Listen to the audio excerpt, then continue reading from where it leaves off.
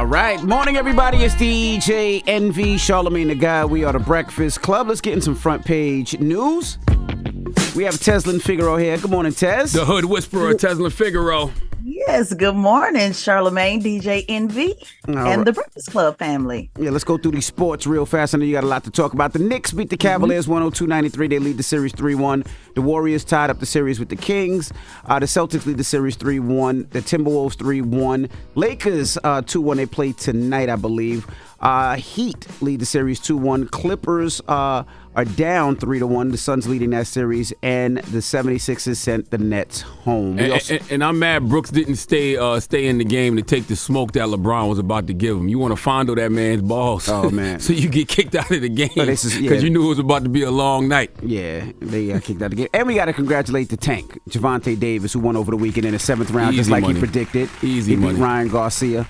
So congratulations to Tank. Easy money. I like Ryan a lot, but Ryan ain't had no business in that ring with Tank, man. Tank totally outclassed him on every level. Mm-hmm. There's clearly levels to boxing. Tank is clearly on another level. Absolutely. Than Ryan Garcia. Now, where we starting at, Taz? Where you want to start this morning? Yeah, let's start at the Supreme Court protecting access to the abortion pill.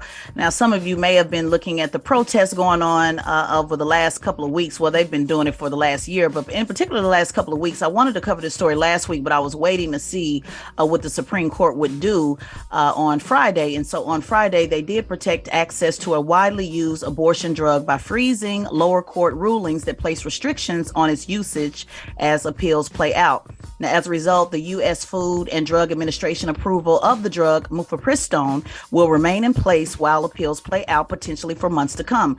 The case is most important abortion-related dispute to reach the high court since the justices overturned Roe versus Wade, triggering conservative states across the country to either ban or severely restrict the procedure. Now, how this dispute plays out will ultimately decide if it will make it more difficult for women to access this drug in the states that still allow abortion. So this is an ongoing dispute. It's going to keep going. You're going to see it in the 2024 election. Where folks are saying, hey, should this be left up to the states? Should the federal get involved? And it's interesting. I'm looking at some Republicans that are saying now, hey, we need to go ahead and bring Roe versus Wade back and allow the states to make the decision. So it's going to be really interesting as we see election season come upon us. All right. Well, what else we got? Yeah. So in Jackson, I talked about this before. Oh, no, my apologies. I want to do the Kim Porter story. Then the second hour, we'll do Jackson. But Kim Potter, the ex-cop who killed Daunte Wright, will be released from prison today. I don't understand this. She's the former Minnesota police officer who killed the 20-year-old black man, Daunte Wright, when he allegedly mistook her firearm for the stun gun. Mm-hmm. So she served 16 months in a Minnesota correctional facility for Wright's death. Wright was killed on April 12, 2021, after he was pulled over for an expired license tag. Now, we saw this during the same time that George Floyd trial was going on in Minneapolis. She was convicted of first-degree and second-degree manslaughter in Wright's killing. However, Judge Regina Chu sentenced the ex-cop significantly below the state minimum, citing that Potter was clearly remorseful. You guys may remember how she was crying on the stand. I remember. And then one of the family members said, "I forgive you," or something like that? No, not in this case. Not in this one. Yeah, okay. not in this case. That's another case that you're talking about. But yeah, certainly not in this case. So she was doing that crying and not one tear dropped. And so Judge Regina Chu gave her a lower sentence. But I do want to say this because it does feel like we're not getting anywhere and there's still a lot more work to be done. Mm-hmm. But I just want to remind the family that in 2021, 21 police officers in the United States, they were charged with murder or manslaughter, resulting in on-duty shootings, which is the highest in a single year. And in the past 5 years, 16 officers were charged in 2020, 12 in 2019, 10 in 2018, and 7 in 2017. Each year, the police kill about 1,000 people nationwide. Some of that might be justifiable, some may not be. But there has been a little bit of progress, but we still need more, and particularly passing the George Floyd Justice and Policing Act in Congress. Yeah, because there's got to be like one consistent consequence for all these situations, right? Because you can't tell me white privilege is not real. You can't tell me police privilege is not real. When you can get convicted for manslaughter, a person is dead, and you only do a punk ass year because you you seemed remorseful? You know how many Right. you know how many brothers and sisters I've seen seem remorseful after they've committed, manslaughter or murder, and they still in there right now doing 20 to 30. And ain't nobody thinking about, they seemed remorseful. Let's let them out after a year. No way. No way. All right. So much more to go.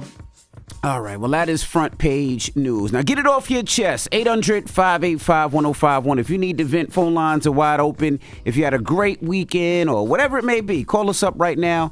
Again, phone lines are wide open. 800-585-1051. Get it off your chest. It's The Breakfast Club on BET. Morning, everybody. It's DJ NV, Charlamagne the Guy. We are The Breakfast Club. Now let's get in some front page news. Now we have Teslin Figueroa here. Good morning, Tez. Good morning, DJ Envy, Charlamagne, and the Breakfast Club family. The Hood Whisperer, what's happening? Hello. We'll start off with some quick sports now. Basketball, of course, is playoff season. 76ers finished off the Nets, 96-88. They're going to go head to the next round. The Suns lead the series 3-1. Heat lead the series 2-1. The Lakers lead 2-1. The Knicks lead the series 3-1. The Warriors tied the series 2-2. Celtics lead 3-1, and the Timberwolves lead 3-1. Dropping the clues bombs for them New York Knicks too, That's man. That's right. They ball. And we got to congratulate Javonte Davis. The Tank, he knocked out Ryan Garcia in the 7th round. Easy money. Congratulations to him. Basically made Ryan Garcia tap out, but them liver shots ain't no joke. You take a shot to the liver, it's going to take about 15, 20 seconds to recover. But in boxing, you only got 10. Yeah. All right. Well, let's start with what's going on in Mississippi. Yes. So family, bear with me as I explain this because this is so important. On last month, I believe I covered a story about how Mississippi was, taking over and creating a new police force. Mm-hmm. And now they're not stopping at the police force. Now they want to control the court. So Mississippi Governor Tate Reeves on Friday signed House Bill 1020, a controversial piece of legislation that will create a court system of unelected judges and prosecutors in the Capital Complex Improvement District, known as CCID.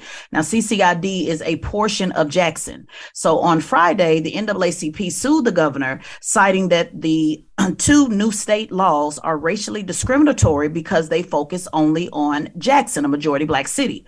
Now, the legislation, what it will do is it will expand the Capitol Police jurisdiction. In other words, it's going to increase the original boundaries and take over more of Jackson, and it will create a new court system in the CCID.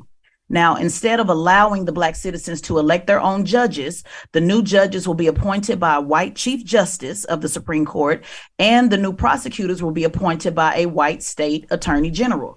It is also important to note that the Capitol Police is also controlled by a white chief who answers to a white public safety commissioner who answers to the white governor. Damn. So in other words, Black citizens in this majority Black city, they're not involved in the process at all. So let me recap this in simple terms, just so in case you missed anything that I said. Bottom line is the Republican governor is saying, hey, we want to do something to address public safety. So we're going to take over policing and create a new court system.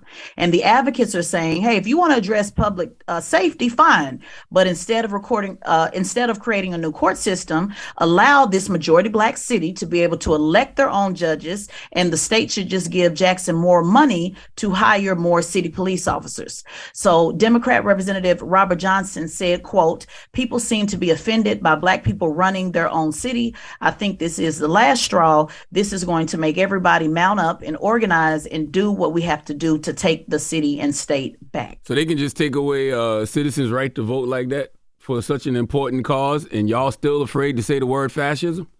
Right. That's exactly what they're doing. Like, man. That's wild. Yeah. And the mayor referred to it, and I recovered the story last month, as apartheid. Like, this is a really, really big deal, guys. And so we'll see what's going on with that lawsuit. And basically, again, elected judges is so important. We don't talk about it enough. We talk about federal. We talk about, who's running for president and Congress, but I can't stress enough that elected judges have everything to do with how your city is ran. And this is bottom line taking this away from this majority black city. That's crazy, yeah. Now, what's going on in San Francisco now? Yes, so California Governor Gavin Newsom is directing the California Highway Patrol and National Guard to assist San Francisco authorities in combating the fentanyl crisis in the city. The two agencies will be partnering with the local police department and the district attorney's office to attempt to stem trafficking of the deadly opioid. Now, the four agencies together are expected to crack down on crimes linked to fentanyl and increase law enforcement presence in public areas. However, Newsom's office vowed that the operation will not target those with drug addictions, instead focus on drug suppliers and traffickers. Now, we remember this, right? That happened with the crack epidemic when they focused on, drug users as well. Exactly. So Newsom is saying, hey, this is not going to be the problem this time. We're only going to focus on drug suppliers and traffickers. And the multi-agency effort comes as San Francisco grapples with an alarming rise in deaths linked to fentanyl, a drug that is more potent and deadly than heroin.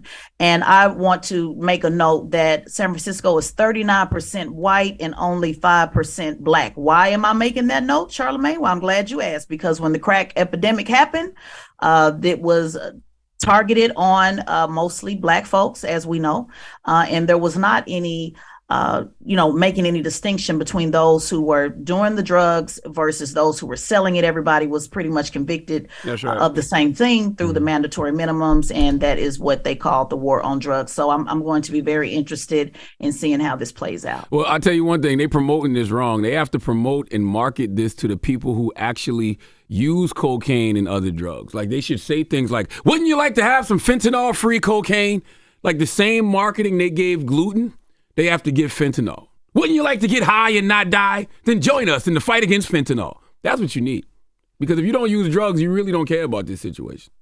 You really don't. If you don't use drugs, you hear about it. But if you don't use drugs, like, you'll just hear it and keep it moving. But it's a trickle effect, right? Because you got the drug dealers in areas that's messing up the community and serving people in the community. But them too, they can go to jail now if they serve people fentanyl. So they should want fentanyl-free cocaine too. And then you got the users who might not have the money to purchase the stuff that they're trying to purchase. So what do they usually do? They usually rob and steal and get the money. That's right. So it's a trickle effect of how it affects people. They should stop demonizing those people and trying to criminalize those people and talk directly to those people, because they're the ones that are impacted by this the most. They're the ones that absolutely positively want fentanyl-free drugs.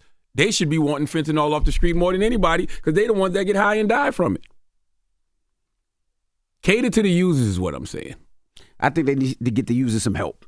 Yes. That's what I didn't hear. That's what Taz said, though. Taz said that's what Taz was talking about, in the difference between the war on drugs when it was crack and whatever. It's definitely not a war now. You wouldn't call this a war, would you, Taz? No, I definitely wouldn't call it. I definitely, wouldn't call it a war. So I think what DJ Envy is saying is maybe they need to put more emphasis on the help part of it. Absolutely. And they are saying they're making a distinction between the two. But, they're doing a lot of this help, quote unquote, help with opioid, the opioid crisis, which unfortunately did not happen with the crack epidemic. They didn't do the help part at all. So I think you guys were saying the same thing. I'm not sure We're about saying the same thing. Don't Okay. don't demonize the user, right? And weaponize their addiction against them. Cater to the user, right? Because the user is the one who would want this fentanyl-free cocaine more than anybody. Fentanyl-free drugs more than anybody. Whatever happened to that doctor that came up here that was using the whatever happened? That's a good question. That was a great interview, by the way. The doctor, remember the doctor you said he was using the heroin and they got he was mad using at heroin and yeah, Dr. Carl Hart. And how we need to normalize using heroin. Yeah, and, exactly. Where is Dr. Carl Hart? Ain't nobody. I haven't seen Dr. Carl Hart in a minute. I just want to make sure he's not strung out. Right. If he's strung out, then boy, everything you said was a damn lie. I need to make sure Dr. Carl Hart's strung out. Dr. Carl Hart needs to show up every 2 months just to let us see him, so we make sure he ain't strung out. Jesus. Okay. All right. Well, thank you, Tesla Figaro. All right. Hey, and make sure you subscribe to the Straight Shot No Chaser podcast on the Black Effect iHeartRadio podcast network, man. And salute to Tez. Tez was on the Women in Podcasting panel this weekend at the Black Effect Podcast Festival. And, Tez does what she does. Pastor. She's a pastor. She's a pimp. Okay? She's a political pundit, a player, She was doing what she does. Things. That's right. Yeah, and let me just say this, guys. So do make sure you tune in, because I do want to give you 5. We didn't get a chance to get to it today, but for those that did not make have an opportunity to join us this weekend, I do want to give you 5 tips this week on my podcast on what you need to do to start your podcast. So we want to make sure everybody gets that information for the family that couldn't make it. All right. All right, when we come back, we have Angel Reese and Flau'jae Johnson. You know them. They're the 2023 NCAA Women's Basketball Champions, and we're going to kick it with them next. So don't move. It's The Breakfast Club. Good morning. Wake that ass up. Early in the morning. The Breakfast Club.